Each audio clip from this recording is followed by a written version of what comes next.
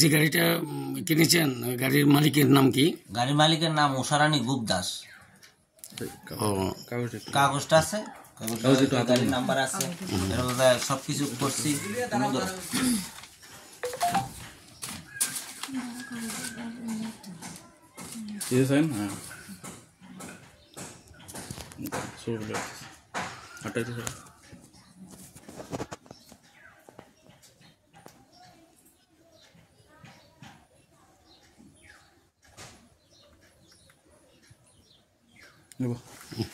একটা গৌতম দেব বর্মন 20,000 টাকা অসুস্থ ছিলাম, একটা গাড়ি কিনছিলাম।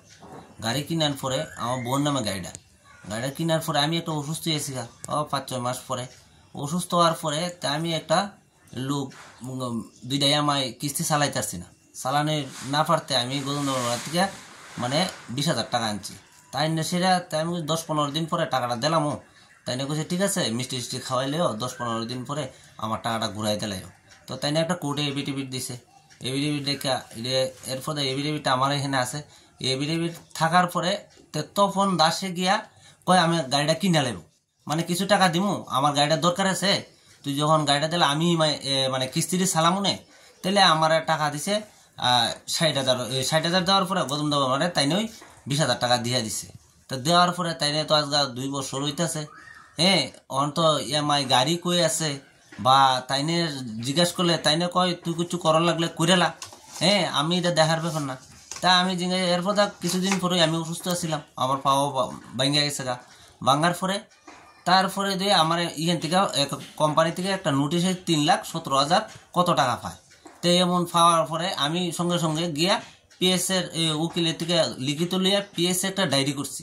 গাড়িটা কই আছে স্যার, মানে আমি তো গাড়িটাও পাই না, গাড়িটা কারেন্টও আছে বা কোথায় আছে বা আমি তাও জানি না, না জানি সেটা আমি মানে আইনের দ্বারস্থ হইতাম চাই বা আমার গাড়িটা কেমনে সংশোধন করার আমি এটা পুলিশ তারারও PS তারারও আমি জানাইছি। এখন বাকিটা কিতা করা যায়। আপনি যার কাছে দিছিলেন তার সাথে পরবর্তী সময় যোগাযোগ করছেন, পরে কি করছে জানেন? যোগাযোগ করছে তুই গাড়িটা দেখ নিবি নি, আমি তো এই সময় অসুস্থ, আমি কিছু 10-15 দিন পরে আমি নিমু, তা আমি কত টাকা দেওয়া নেবো তোমার। এরপর গাড়ি টাড়ি নষ্ট করে লাইছে, ইয়ে করছে। এরপরে তারপরে তাই রাগে অন্য এখানে দেলাইছে, কয় যা যা তোর সঙ্গে কোনো কথা নাই।